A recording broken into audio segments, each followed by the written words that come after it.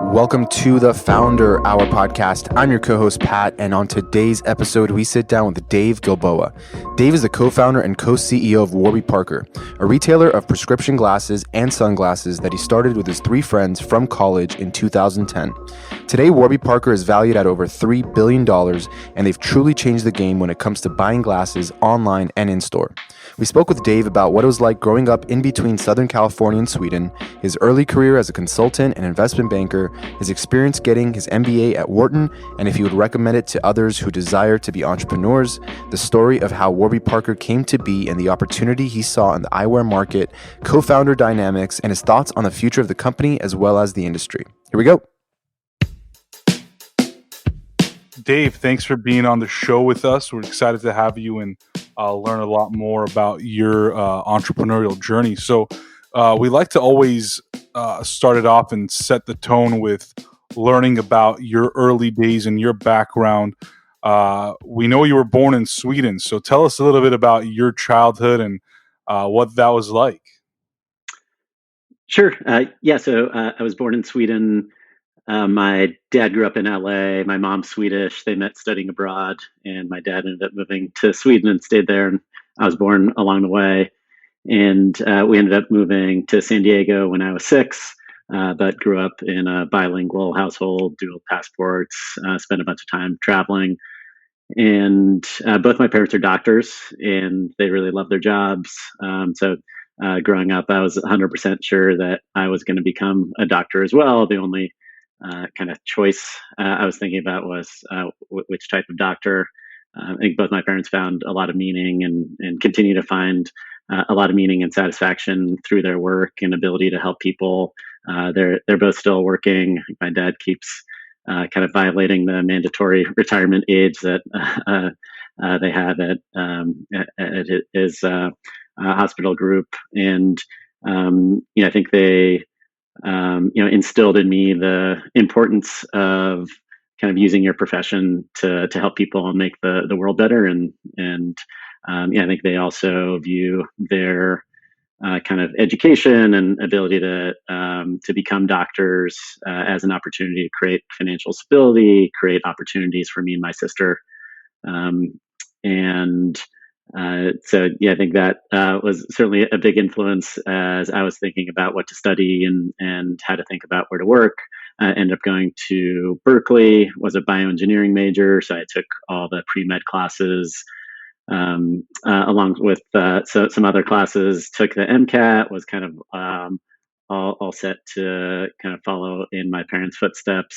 And I was at Berkeley at a pretty interesting time. So I was a freshman in the fall of '99. So kind of the height of the first internet bubble, and being really right next to Silicon Valley, there was kind of a lot of hype around the new economy and how technology could be used in new and unique ways. And then a year later, that bubble had deflated and the economy was in a pretty bad place, and particularly in the Bay Area.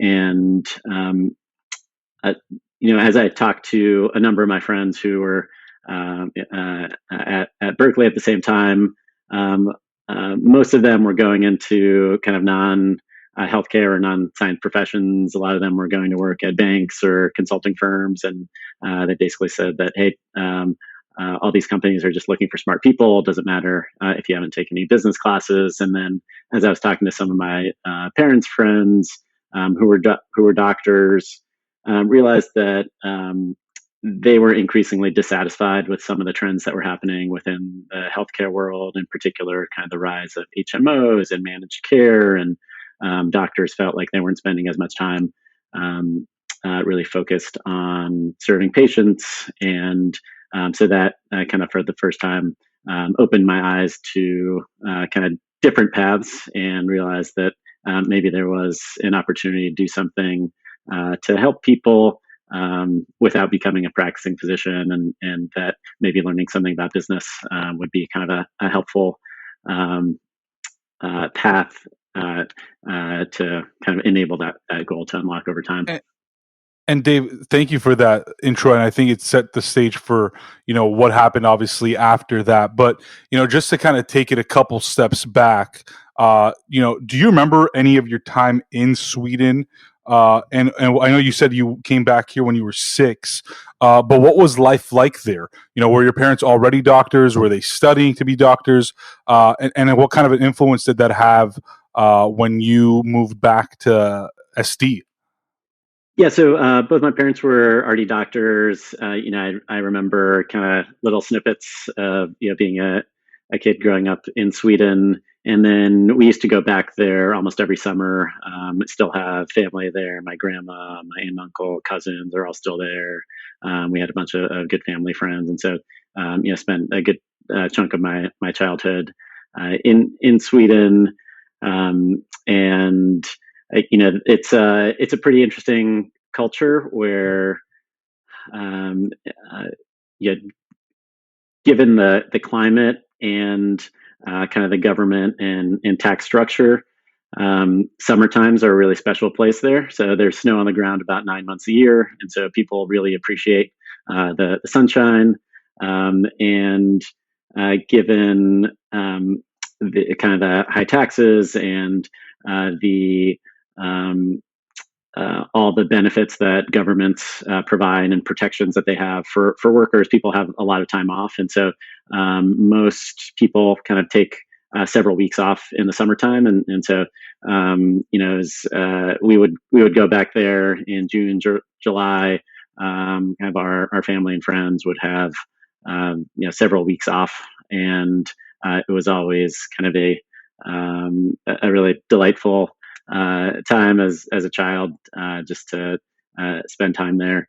And I think probably being exposed to that culture early on, probably influenced a lot of my thinking about how different societies can live, and served as in a lot of ways a nice contrast to kind of some of the observations I had growing up in California. What other things were you interested in as a kid? I'm curious, like, obviously you said you obviously were thinking about going to medical school and becoming a doctor eventually, but were you interested in other things that could have been another route for you perhaps at the time? So, broadly, just really interested in kind of science and math and anything in that realm. Fascinated, but just by kind of how the human body would work. I would, go spend a day shadowing my parents or other doctors that they worked with, just to kind of understand what they did, and was always just a really curious kid and would ask a million questions and just annoy whoever I was shadowing for the day. Um, but yeah, it was kind of all within that world of healthcare and um, with the understanding that if you can improve other people's health, that you're by nature making the world better and kind of doing your part. Dave, when you decided to no longer pursue medicine as a career, was it disappointing to you, or were you excited about what could potentially come next? I'd say it wasn't disappointing to me. I certainly disappointed my parents, and I think they're still hoping I'll go back to med school one day. At the time I took the MCAT in the exam you need to get into med school. I took that my senior year, and part of the rationale and justification I had to them about not going immediately to school, but going to work at Bain strategy consulting firm was that my MCAT scores were good for 5 years, and so I always kind of left that option open, even though in my mind I knew that it was probably unlikely that I'd go down that path. I think it was a little bit daunting to veer off that path. I think there's a very clear journey ahead if you graduate from college, go to med school, then residency, and you kind of know what that path looks like. And I was on that path, and then I veered left, and it was intentional to um, kind of give me exposure and some skills that would create more optionality over time. But at the same time, it left a lot of ambiguity and I think it was probably a mix of some trepidation, but more excitement about what kind of that universe of possibilities could look like that I hadn't been considering for kind of most of my childhood. Yeah. It's funny because so I went to undergrad business school, and it wasn't until business school when I even learned about consulting and what it was, when half the kids in the classes are saying, I'm going into consulting and the other half are going into investment banking. And so, as a kid, maybe like when you start learning about careers, you feel like to consult, you have to have like 10, 15, 20 years of experience to know what you're doing, that, a company would hire you to actually try to fix whatever issues they're going through. And so, from your perspective, because we've had a lot of guests on the show who had consulting backgrounds as well, but from your perspective, why do you think, these consulting firms hire straight out of college? And what was your experience like? Like, did you have to go through a lot of training? Like, not that you didn't know obviously what you were doing because you had learned that in school, but it's more like, when it comes to the concept of consulting businesses, like how does that work at such an early stage in your career? Yeah, and to be clear, I had no idea what I was doing. So, um, you know, I think I remember having a conversation with my grandfather where I'd graduated from college and I had this job that I was pretty proud of, um, and he was asking me, okay, well, what do you make? What does your company make? And I was trying to explain that we don't actually physically produce anything other than at the time it was PowerPoint slides and Excel models, and just he just kind of can grasp that I worked for this company that didn't actually make anything. But I think organizations like Bain and BCG and McKinsey and others, they do a phenomenal job of really thinking about people as their assets, and they need to find great people who are smart and curious and want to learn, and then they have amazing training programs, and they put you on a team where you can learn from your superiors. So there's kind of an apprenticeship model. There are various components of kind of any large consulting project where there's going to need to be kind of some manual effort and Excel modeling and making slides and things that you're going to want someone who's sort of the lowest on the totem pole, and but through the experience of creating those decks and understanding the rationale that goes into it and being initially a fly on the wall and then leading some of those conversations. I think it's an amazing opportunity to just get exposure to incredibly bright people who are senior at those organizations, but also really understand the types of challenges that large organizations that are hiring the Bains and McKinsey of the world are trying to solve. And so I think you get a lot of exposure in a very short time period, and it builds a really great foundation on how to kind of identify problems in a strategic manner, break them down into smaller pieces, and then be really resourceful to think about where you can access data or inform kind of your team or the company around various aspects that might not be available through kind of a third-party research report. So, part of my job in the early days was cold calling, customers, cold calling competitors, trying to get just tidbits of information that could shape our perspective on a particular issue that might not be obvious, and kind of having to think out of the box and creatively to craft solutions. And so, I overall had an amazing experience at Bain. I think it served as a great foundation for kind of entrepreneurship and really understanding what kind of challenges larger organizations need to think through. So, Dave, speaking of entrepreneurship, were you the kind of person growing up, and, I know you were trying to pursue medical school, and that's not always super entrepreneurial because I was there myself at one point. You know, after that, were you the kind of person, or even during that time, that would always come up with these ideas or identify problems and solutions to those problems? Or were you just very dead set in that moment on medical school, or when you were at Bain on Bain? Or were you always trying to think of the next thing? Like, what else can I do? Tell us a little bit about that.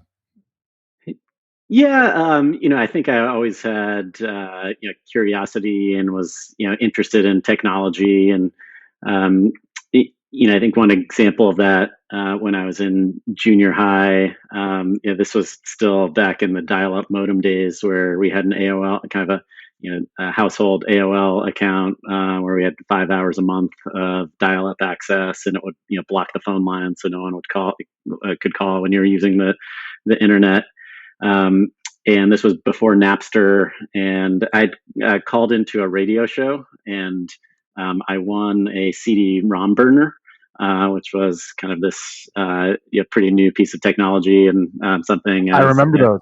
yeah, I think I was 12 or 13 that I never would have been able to buy on my own, but I won this from a radio show, and then I would go in these chat rooms, kind of these IRC chat rooms, and you could upload MP3s, and it would take 30 to 40 minutes to upload or download a single song. And you could trade these songs with other people. And at the time, Dawson's Creek was like the hottest show on TV, at least for the junior high set.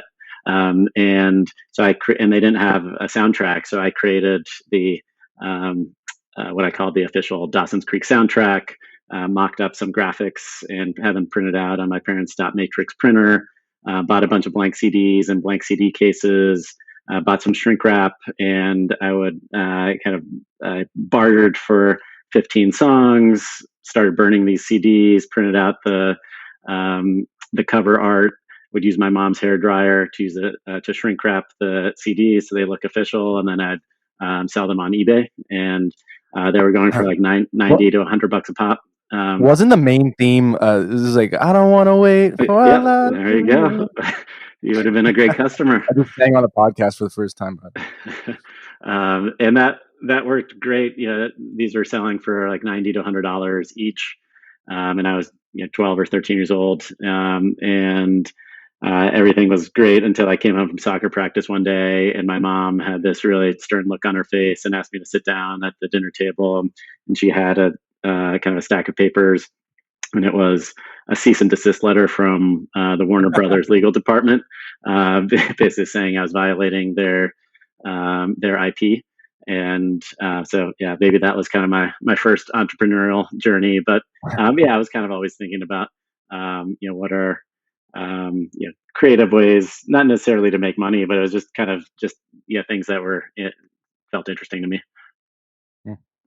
So I know you were at Bain for a few years, and then you sort of went on to do a couple other things. I think still in the consulting space, maybe. I'm not too certain. So I guess like kind of walk us through what happened after you left Bain, and first of all, why you left it. Like, what was the opportunity you found, and where did you see your life going at that time?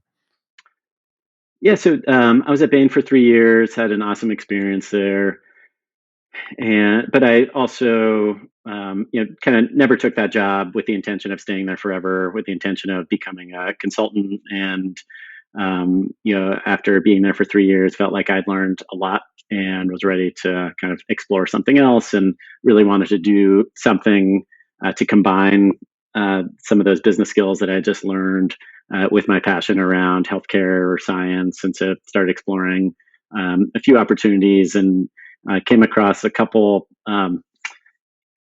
interesting job offers that were so different that I had a hard time comparing them. So the first was working, would have taken me to Uganda, to Kampala, where I would have been the country director for the Clinton Foundation Pediatric HIV and AIDS Initiative.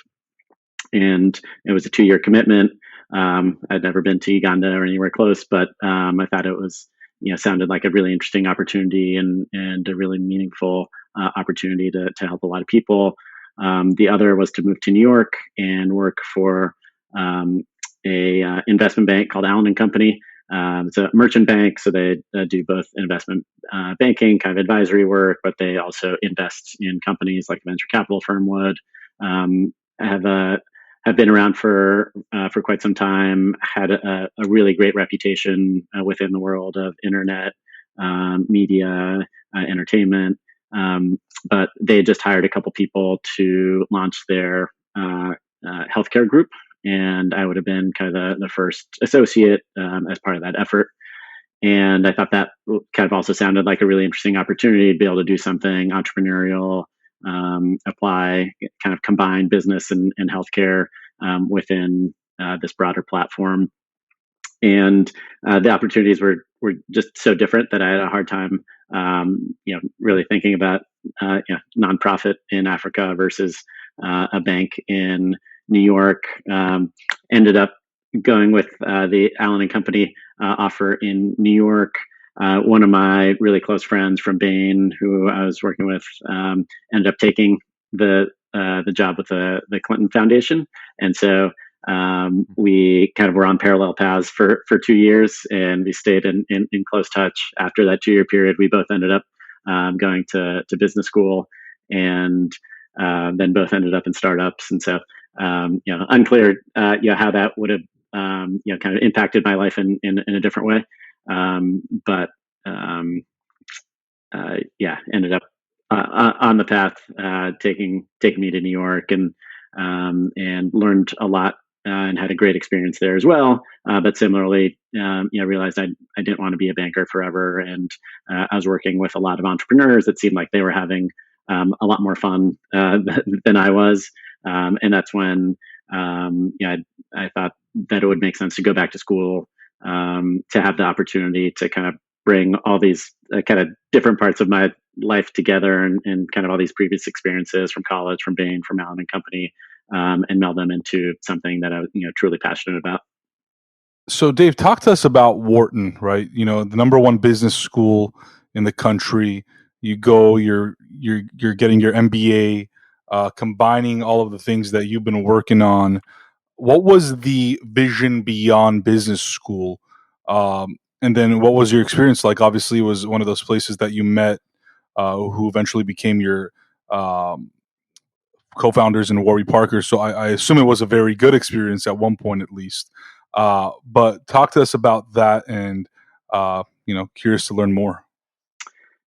Yeah, I had an amazing experience at Wharton. Have only good things to say about my time there, and got lucky in any number of ways. But my intention going into school was to combine business and science, somehow do something entrepreneurial. I didn't have at the time. I didn't have an idea that I was super passionate about, that I was sure I wanted to explore. But I thought that being on a great university like at Penn, I'd probably be able to meet some really interesting people who were working on things where I could apply some aspect of what I knew to help commercialize and create a business that helped a lot of people and helped make the world better. And initially, I thought that would be kind of science based, so really coming out of a lab on campus. And I actually applied to a dual degree program. I was enrolled to get my MBA at Wharton, and also to get my master's of biotechnology through the engineering school. And I was going to do both of those in 2 years and really load up my calendar. And then I also started working for the Center for Technology Transfer on campus, which is an organization that really takes intellectual property that's developed on campus, and is the commercialization hub to try to kind of monetize some of those scientific discoveries, whether that's creating companies or selling royalties, or finding kind of business development opportunities for some of those discoveries. And I thought, maybe through that work, I'd be able to meet some interesting scientists who had developed some kind of novel technology that I could help commercialize and form a company around. So that was kind of my intended path. And before I could really start in that process, had a happy accident where, I'd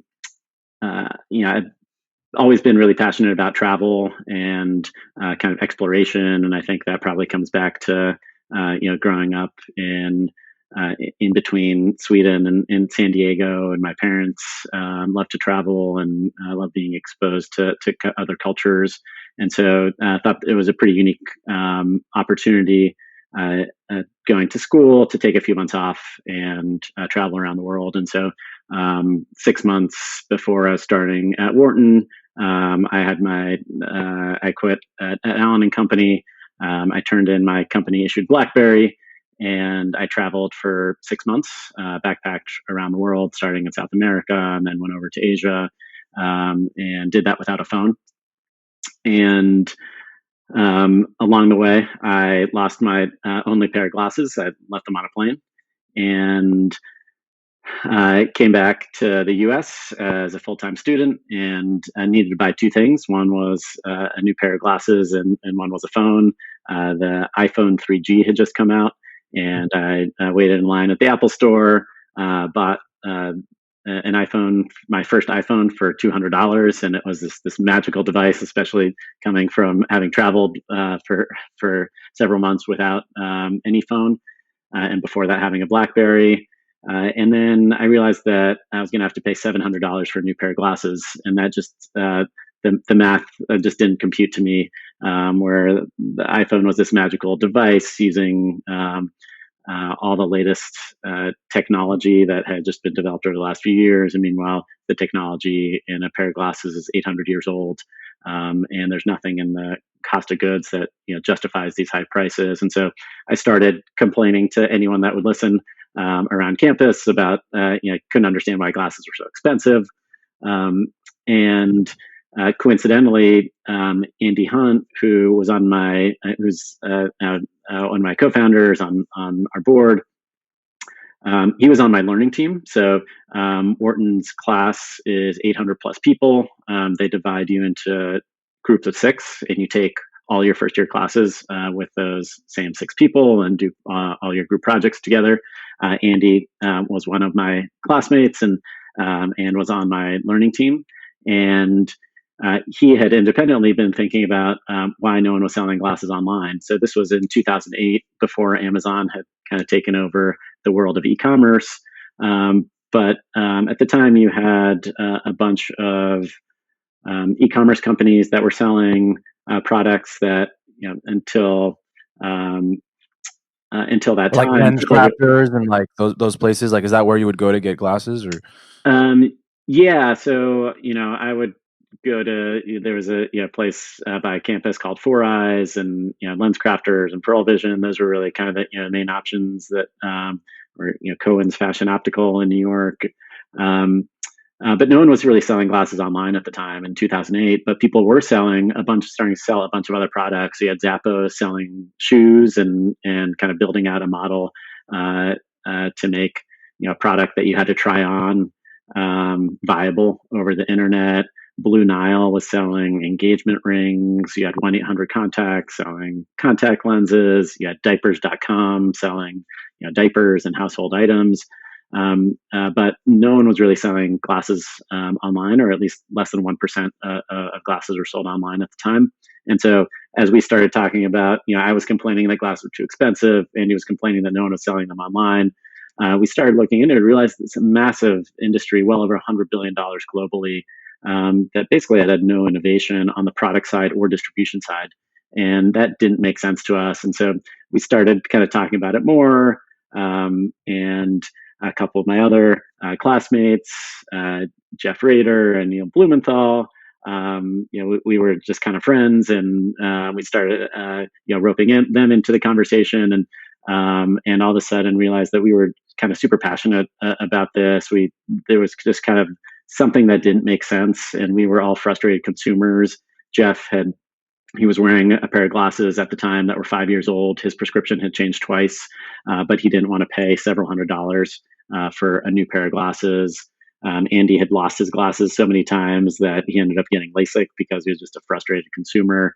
And then Neil had spent a few years running this great nonprofit called Vision Spring, where they were addressing the 1 billion plus people around the globe that don't have access to glasses and need them, and was setting up programs in places like rural Bangladesh and Honduras and other places to train locals in those areas and villages, rural villages, to administer vision tests and actually sell subsidized glasses into those communities. And so part of his journey there was manufacturing kind of glasses for that nonprofit. And he had spent time in factories where they were making glasses for people living on less than $4 a day on the same production lines as some of these glasses that I was about to pay several $100s for. And so we all got You together. mentioned how expensive. Sorry, good job. You mentioned how expensive, glasses were. Was that because it was just like a massive monopolistic industry, or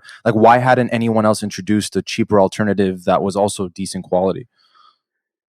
Yeah, so that was kind of the main question on our mind. It just didn't make sense to us. And as we started kind of exploring and learning more about the industry, we kept coming back to one answer. And as you just laid out, that there was this massive concentration of power in the industry. And so if you ask most consumers, to name brands or that they associate with eyewear, they'll probably name a bunch of eyewear only brands like Ray-Ban, Oakley, Oliver Peoples, Persol, Arnett.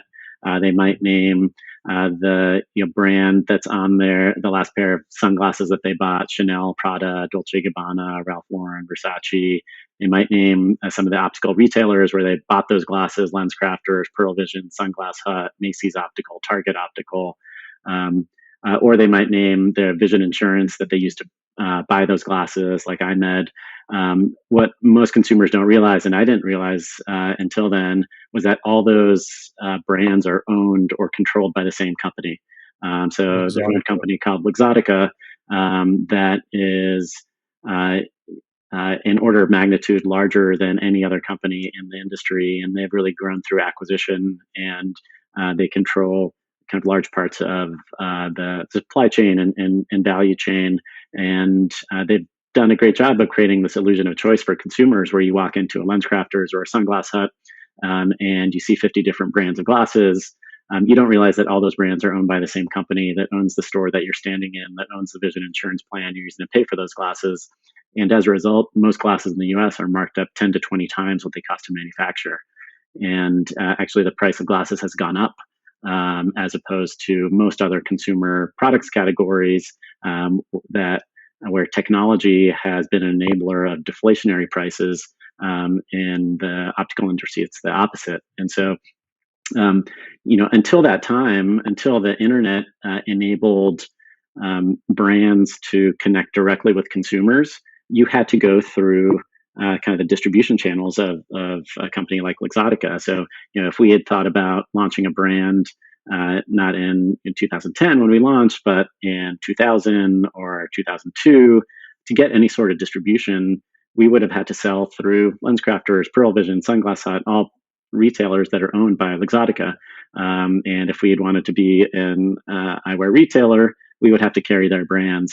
The power of the internet is that we could disintermediate all these middlemen, including these really large companies, and we could create our own brand, design the glasses that we would want to wear using the highest quality materials, best production lines in the world, and then sell them directly to consumers, bypassing the middlemen, bypassing these wholesale markups, and putting those savings in the pockets of our consumers. And so that was really kind of the aha moment, that we could sell a pair of glasses that normally would cost several $100s, but we could sell them direct to consumers for $95, including prescription lenses. And so that was kind of the initial genesis for what turned into Warby Parker. And Dave, just a quick question. So you guys here are 4 students at Wharton studying and trying to earn your MBA. You have this idea.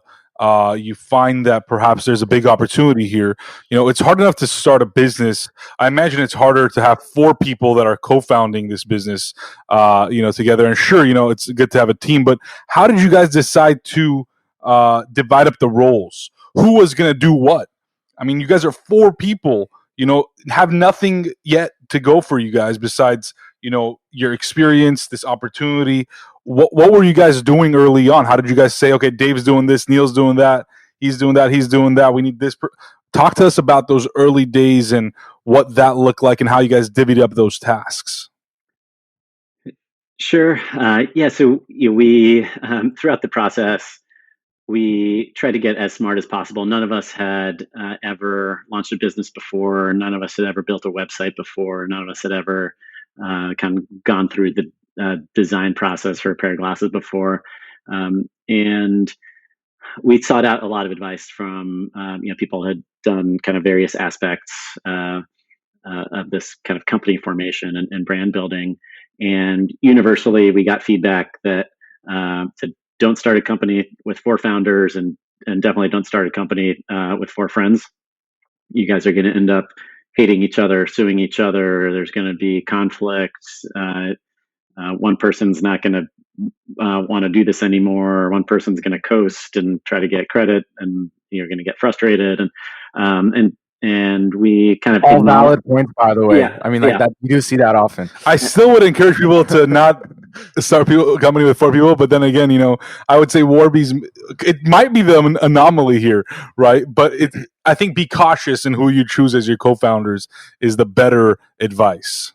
Absolutely. I think we're an exception that proves the rule, and in almost every case, there are a lot more complications, and we certainly had our own fair share of complications, but we went in eyes wide open, and our commitment to each other was that we were going to treat each other honestly and fairly.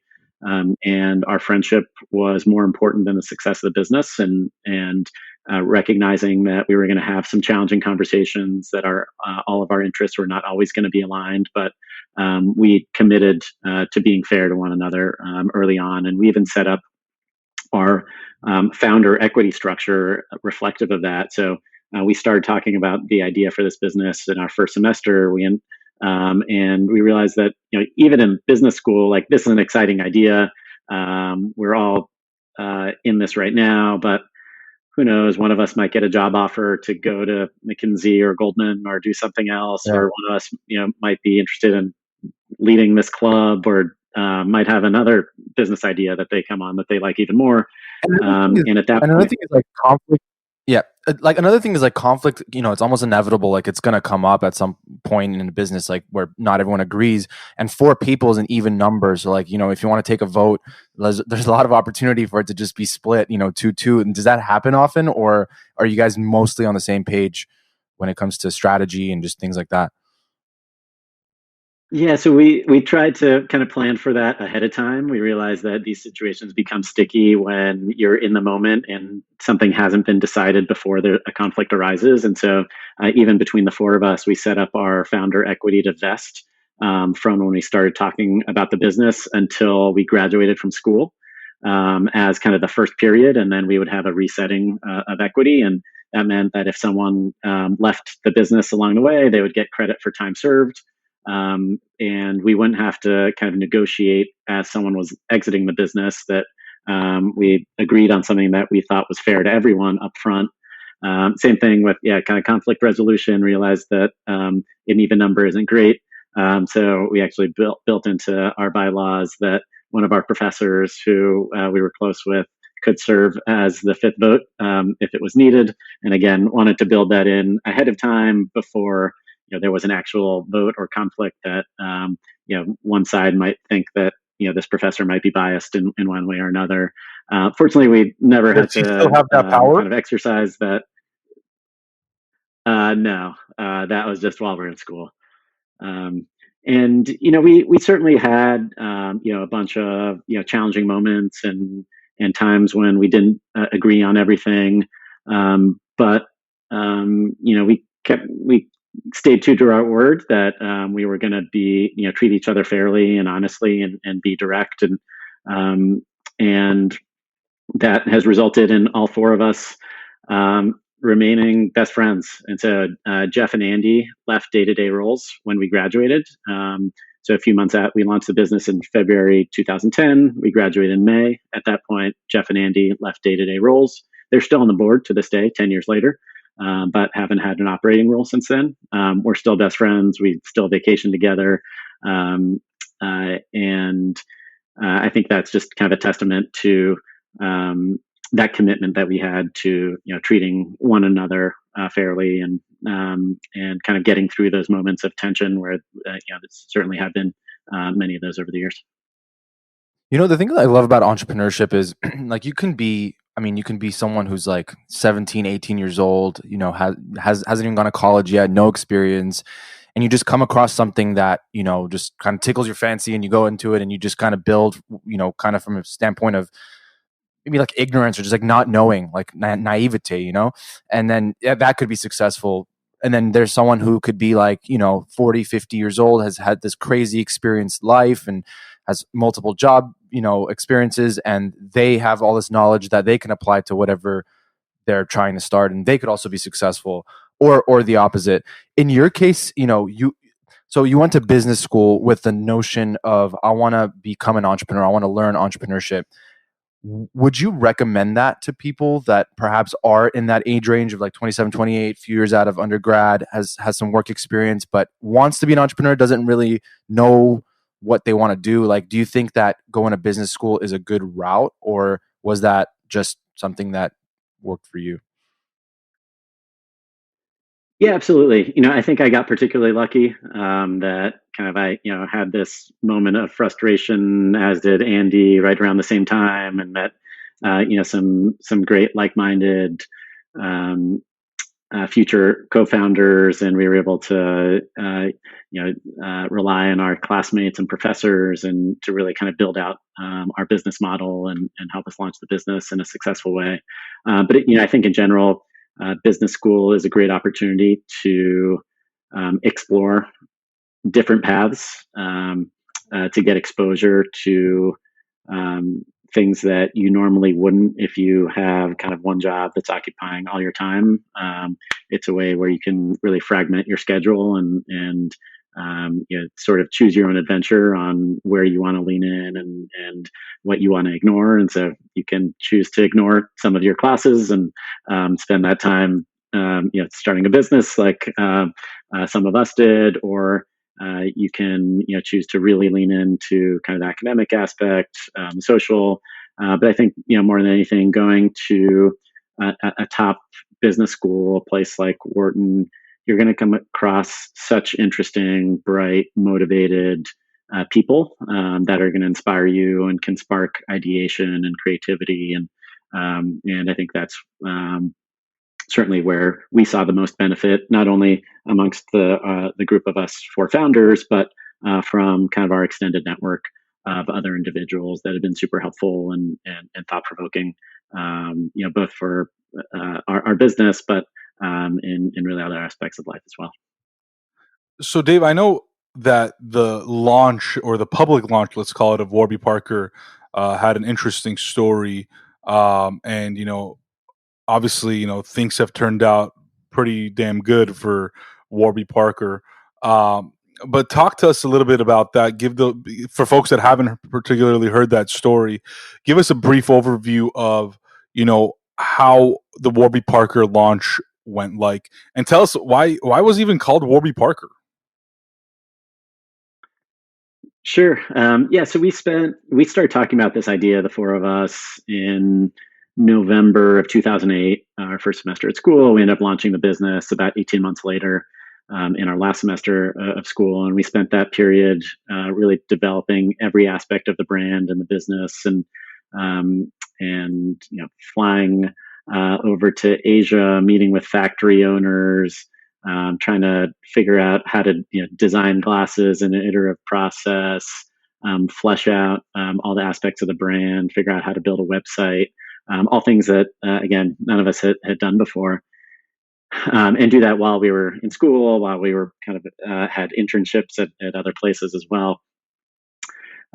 And one thing that I had seen in my kind of prior days on the investing side was that sometimes investors and founders or management teams are not always aligned, and um, that's where kind of ownership and rights that are built into kind of certain company documents really come into play.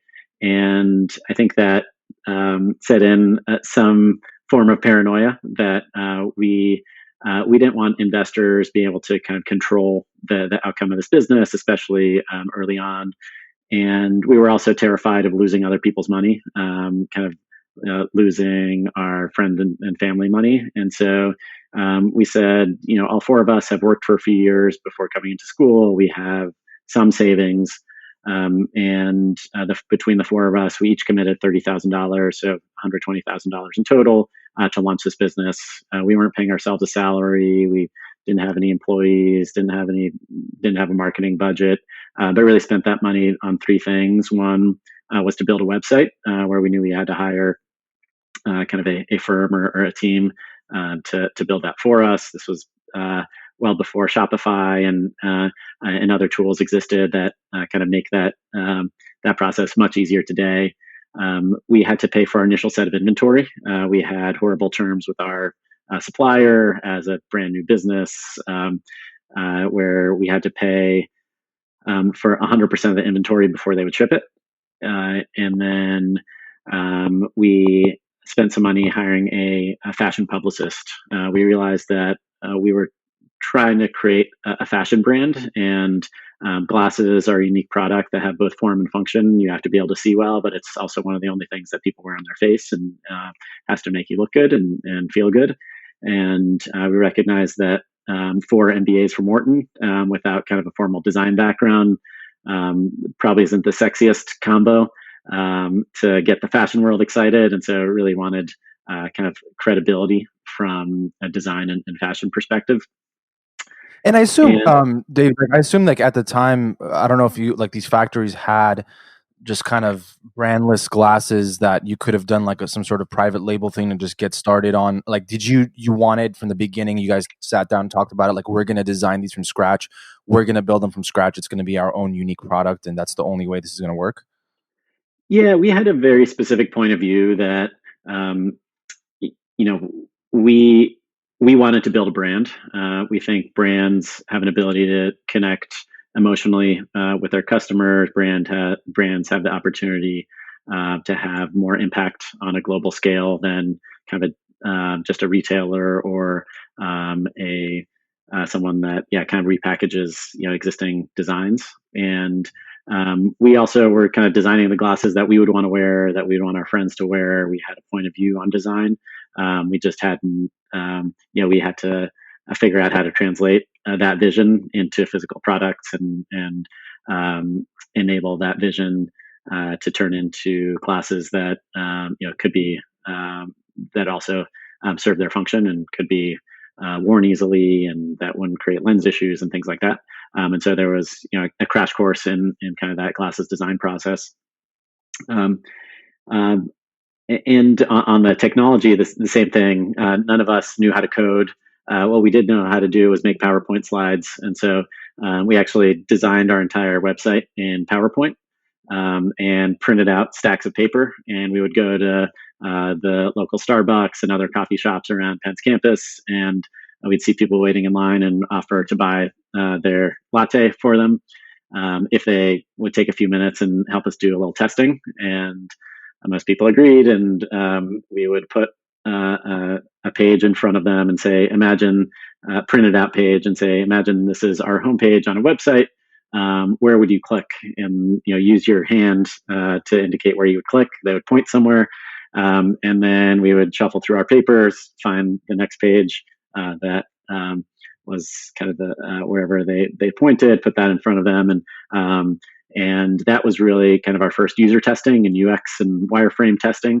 And in parallel, we did an RFP with a few firms that we had gotten referrals to that could help us build our website. And being bootstrapped founders, full-time students, not paying ourselves a salary, we were very cost conscious, super scrappy. And so we got all the pricing back, and basically all the firms were very close to one another, within 5%, except there was one that was half, 50% lower than the other ones. We said, great, let's go with the cheapest one. And a few months into the process, realized that you often get what you pay for, and this firm really was incompetent and they were not getting anywhere close to our requirements. They were not getting anywhere close to creating something that was actually going to be functional. And so we ended up firing them. We found one guy on Odesk who ended up building our site. And in parallel, we were working with our fashion publicist to try to get placements in the premier publications, GQ and Vogue. He was able to secure these placements and said that we were going to be featured in the March issue, March of 2010. They said, "Awesome, we should be ready for launch then." And then we got a call on February 14th from our publicist, said, "Hey guys, what are you doing? I just went to your website. It says coming soon. GQ's hitting newsstands tomorrow, and you guys are in it." And we said, "We don't understand." He said, "We're in the March issue." And he's like, "Come on, guys, you should know this, but March issues hit newsstands in mid-Feb." And so, we had no idea how that works. And so we ended up kind of frantically working with our developer, Brett, until 4 a.m, trying to work out as many bugs in the site as possible. Still had a lot of things that was wrong with it, but we flipped it live because it really wasn't where we wanted it to be. Didn't tell any of our friends or family members. My mom didn't know the site was live and taking orders. But then I was sitting in class a few hours later, and I had my phone set up to be notified anytime an order would come in. And it buzzed, and I got super excited. Opened up my laptop. We weren't supposed to use computers in class, but I emailed the other guys, the other founder, said, "Hey guys, we got our first order." And then 10 minutes later, we got another order, and then another order, and then another order, and then another order. And by the end of our that hour and a half class, realized that we had taken more orders than we had inventory for. And we didn't have any waitlist functionality or sold out functionality. That was never in our roadmap. We never thought that would be something we would ever have to deal with. And so we kind of called an emergency meeting, and we were debating, do we take down the website? Do we just keep taking orders and apologize to customers later? And kind of as we were having this conversation, getting another 100 orders. And we ended up calling our developer. He was able to build in some waitlist functionality pretty quickly, and all of a sudden, we could say that we were sold out of certain SKUs, and we had a waitlist of 20,000 customers, and it was just kind of off to the races. And we That had really was in tempered our one day? expectations. Talking to that was over the course of the first week. So in the first week, 20,000 plus waiting customers. That's right. And part of Wow. our part of our I guess innovation when we launched the business to make the experience delightful for customers to be able to order glasses online was we developed the first of its kind home try on, where customers could select any 5 frames from our website. We'd send them without prescription lenses for free, include a free return shipping label. Really the first company to do that. And within the first day, we were completely sold out of all our home try on inventory. And it took us 9 months to be able to turn that program back on.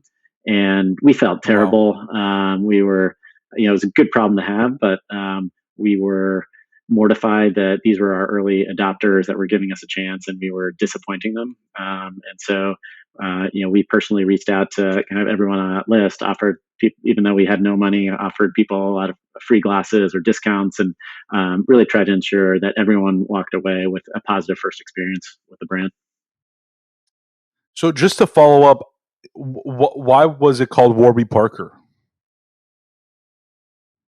Oh, yeah, forgot to discuss. Out of all the things that we had to do to launch the business, we joke, although probably serious, that the hardest thing we had to do was come up with a name that all 4 of us liked. And at the time, there were some sites selling glasses online, but they had names like $39glasses.com, gogglesforyou.com, and other names that we didn't think were appropriate for a fashion brand. And we, over a 6-month period, we explored over 2,000 names. I think we still have our spreadsheet somewhere, and we bugged the hell out of our friends and family members. Anytime we had a conversation with anyone, we'd ask them what they thought about 5 to 10 name ideas, and we tested everything from you know Greek mythological creatures to different names, Chinese water dolphins, and ultimately we settled on wanting a proper name to connote the fact that we were launching a fashion brand. We didn't want to name it after ourselves for a couple reasons. One being that we didn't think Gilboa Blumenthal really rolled off the tongue, but we spent a lot of time talking about authors or artists that we felt represented our brand ideals, and spent a lot of time talking about the Beat Generation writers in the U.S. and how they defied convention. And coincidentally, the New York Public Library had an exhibit on Jack Kerouac's private journals, and so went to that exhibit, and he had written about these characters with really interesting names that never made it into any of his published works. And there were two names that really caught my eye. One was Warby Pepper, and the other was Zag Parker. And took those back to the other co-founders. They loved those as well. And then we started discussing: do we take one of these, or do we combine them and make it our own? And went with the latter path of Warby Parker. Tested that with friends and consumers, and found generally a really positive reaction. And the URL was available for $9, which was super helpful when we were bootstrapping the business. Yeah. And you mentioned, obviously launching online and sort of the growth there. And then at some point, you obviously launched your own retail stores, and you guys have a really cool, retail experience from what I've seen and just other people I've heard. So kind of how did that all come about, and when was that first launched? Yeah, so right after we launched, we had this massive wait list, and we started getting calls to our customer service line, which was really just a Google Voice number that called all four founders' cell phones at the same time. And customers started calling in and saying, "Hey, I read about you in GQ or Vogue. I really want to try on the glasses, but there's this massive waiting list. Can I come to your store or office?" And we said, "Well, the store and office is my apartment, but come on over." We were based in Philly at the time, and I think had the second highest murder rate in the country. But started inviting just any stranger that wanted to. Just sent them our address and laid out the glasses on the dining room table. And at least initially we were a bit worried that we were going to give people a suboptimal first experience with the brand, but we found that people loved that experience. They loved being able to try on the entire collection. They loved getting to meet people behind the brand. And we learned so much from those face-to-face interactions around which frames people gravitated to initially to try on relative to the ones that they ended up actually purchasing. Getting feedback around fit and style and colors was just super helpful in those early days. And so we joke that was really kind of our first office and our first retail store. Then when we graduated a few months later, we moved to New York, and our office was on the 6th floor of a commercial building. But we dedicated a couple hundred square feet to a customer showroom, which was really a couple tables with glasses on them. We had 3 Mac computers up to the homepage of our website, and we enabled people to come try on glasses there. The checkout was, I had to go through the full e-commerce checkout. We didn't have any cash register or any kind of streamlined experience. All of a sudden, we had hundreds of customers a day coming up to the 6th floor, even though we again had no signage, and we were doing millions of dollars in sales out of that location. And so then after that, we tested up some pop-up shops and store in stores, and those were successful. We bought an old yellow school bus that we gutted and turned the back of it into a store. Had a few members of our customer experience team just driving around the country, setting up pop-up shops in a bunch of different cities, and found that was really successful and led to a sustained lift in customer awareness and sales in those markets even after the bus left. And so that gave us the confidence that, hey, we're huge believers in e-commerce, and that's going to be, the majority of our business for a long time. But we can complement that by having a great retail experience, and we can make that profitable. And speaking of e-commerce and obviously Shopify launches and the internet is booming, and a lot of brands are entering online, and I'm sure since then there have been a lot of other glass manufacturers that have launched online. But I think I saw that you had done like few $100 million of revenue, in the last couple of years. I'm sure you're like growing every year, but why do you think Warby Parker has been kind of the leader in this space of kind of this like new wave of glasses manufacturers, and as opposed to kind of the old school ones? And like, is it like a first mover advantage thing, or are there other reasons that you can think of besides obviously having a great product? Yeah, I think it's really stems from having a uh, relentless focus on delivering exceptional products and experiences to customers, whether those are online or offline.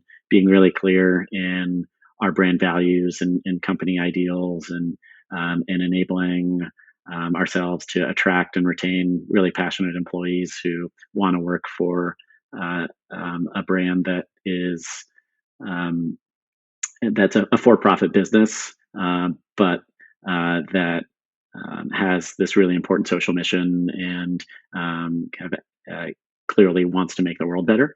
And uh, and I think that's enabled us to have a culture of innovation. So we weren't the first company to sell glasses online, but we were the first ones to really build a really big scalable business around it. And we've certainly had a lot of copycats, have had hundreds of companies um, launch both in the US and abroad. And a lot of those are out of business. Others just haven't scaled. Because they are always looking at kind of what we've done in the past while we've focused on the future and delivering additional value and new products and experiences, whether that is going from online and bucking convention and starting to open stores and now having over 125 stores, or investing in telemedicine and making it easier for people to get prescriptions online, or having the first of its kind true to scale virtual try on, using Apple's True Depth camera, and things that these other brands and companies just kind of are never going to be able to catch up, because we're always developing things that haven't been released to our customers yet. Dave, I'm a personal fan and customer of Warby Parker. I mean, I've been wearing glasses since I was fifth grade. And you go to the optometrist, they try to upsell you on some lenses they have there. And goes on, the story goes on and on. But obviously my experience with Warby Parker for my sunglasses the first time around was amazing. I sent in my prescription, got prescription sunglasses, amazing customer service. And I realized, early on that this was going to just be something that continued to grow. And obviously you guys have become a few $1 billion, you know, worth company and continuing to grow there. Where do you see the future of Warby Parker? And where do you see your future, right? This is called the Founder Hour. So we're a lot more focused on the founder and their journey. Where's Dave going to be in the next 5, 10, 20 years? Do you plan on sticking around, or are you going to go launch the next big thing? Yeah, so we've always had a really long-term focus with Warby Parker. From day one, people laughed at us a bit because we didn't have the kind of credibility at the time. But we always said that we want Warby Parker to be one of the most impactful brands in the world 100 years from now. And with that in mind, we're 10 years into this journey, but we still feel like we're building the foundation for the brand and the business, and we have so much work to do to continue uh, to positively impact our industry, to positively impact tens and hundreds of millions of people lives. And for us, we one of our core values is do good. And we think about that, starting with our customers by offering them great products and experiences, but something that we wanted to really build into the fabric of the company and the DNA of the company from day one was this social mission, because we realized that launching a business is exciting, but you can easily kind of get bored after that if there is nothing that really plays to your passions of kind of scaling that business or scaling that opportunity. And for us, as founders, we were all really passionate about wanting to create something that made the world better, and that goes back to I think my family of medical professionals and having that ethos ingrained in me from the early days, and Neil working for nonprofits, Jeff and Andy really being passionate about um, uh, this as well. And we wanted to create a business model where, by its nature, the bigger the company got, the more impact it would have, and the more people it would help. And so that's really where we came up with the concept for our Buy a Pair, Give a Pair program, where for every pair of glasses, we work with nonprofits like Vision Spring to distribute a pair of glasses to someone in need. And we've now distributed over 7 million pairs of glasses. There are over a billion people around the globe that need glasses that don't have access to them. And so we still have a lot of work to do, and that's something that's really motivating to me and our team to understand kind of the impact that we Yeah. can have as we continue to scale. What do you think is the future of glasses? Like, is that because obviously with like technology and like, becoming more and more maybe like cost efficient to do surgery if you need prescription sunglasses or if your like vision is impaired? Like, do you think that like, do you just see it becoming different but still needed? Or like, I know it's like also a fashion thing and then you have sunglasses as well. What are your general thoughts? Because obviously none of us know, but what are your general thoughts in that area? Yeah, it's interesting. I think people have predicted the downfall of glasses for a long time, whether it was contact lenses, which we now offer our own version of contacts, which I'm wearing now, the Scout, um, or LASIK. But glasses are as popular as ever, and we expect that to continue. And if anything, it's interesting to us that um, there is kind of a collision path between technology that goes into your phone and cameras and battery power is all that miniaturizes. There's the ability to integrate um, additional sensors and computing power into the form factor of something that looks like a pair of glasses. And clearly, this is something that is getting a lot of R&D and investment from companies like Google, Facebook, Apple, and Magic Leap, and others, and billions of dollars going into research. And so we're excited that the form factor of a pair of glasses is becoming more interesting over time, and we think we have a role to play in bringing that future to life. And so I think over time there's going to be more diversity in the types of glasses that people wear, from kind of traditional glasses that have prescriptions in them, glasses. Right now, a lot of our customers are buying glasses. People that don't need prescription help are buying glasses with blue light blocking lenses because they're Mhm. spending a lot of time staring at computer screens or concerned about the impact of blue light on sleep. And then over time, think that there will be a bunch of different iterations of smart glasses where there are technologies of different types that are built into glasses. And so we think the future of glasses is more exciting than it's ever been. And correct me if I'm wrong, or correct me if this is already something that's existing. But can Warby Parker essentially go in and become the future optometrists of the world, and license your name, your products, etc., to both current and future optometrists, to not only provide the testing and all that kind of stuff, but also the products after? Is that something that you guys are already doing? Something you guys have thought of? Something that is absolutely not going to happen? It's something that I've just been thinking about recently. Yeah, so we do employ and work with over 100 optometrists and ophthalmologists today. So we have over 125 stores, and are still big believers in physical retail.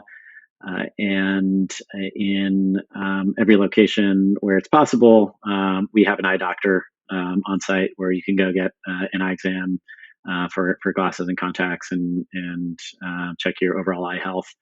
Then we also have a telemedicine app called Prescription Check that you can download. And if it's allowed in your state, you can do a vision test from home. We have an ophthalmologist who's licensed in your state who can write you a prescription remotely. And we think we're at kind of in the top of the first inning in terms of the potential for telemedicine, and we're really eager to lean in to provide more vision services to patients and customers over time. In terms of creating a platform to license and enable others to use, right now we find that we're able to offer the best experiences to our customers and create the most value when we kind of control the end-to-end experience. And so that's the current path we're on. But over a very long time frame, we're certainly open to kind of other iterations of our business model. Nice. Yeah, it's going to be. I'm excited to see what happens with like everything, like you said, with technology and science kind of merging and converging in this area. We're seeing a lot of these different brands. Like I think Apple recently announced that they're working on their smart glasses or whatever. So it'll be exciting to see. But you guys have built an incredible brand. I'm personally a huge fan too, and owner of Warby Parker glasses, and excited to see what you do personally and the brand does next. And can't thank you enough for hanging out with us and sharing your story with us and our listeners. Great, thanks so much for having me on. Yeah, thanks, Dave.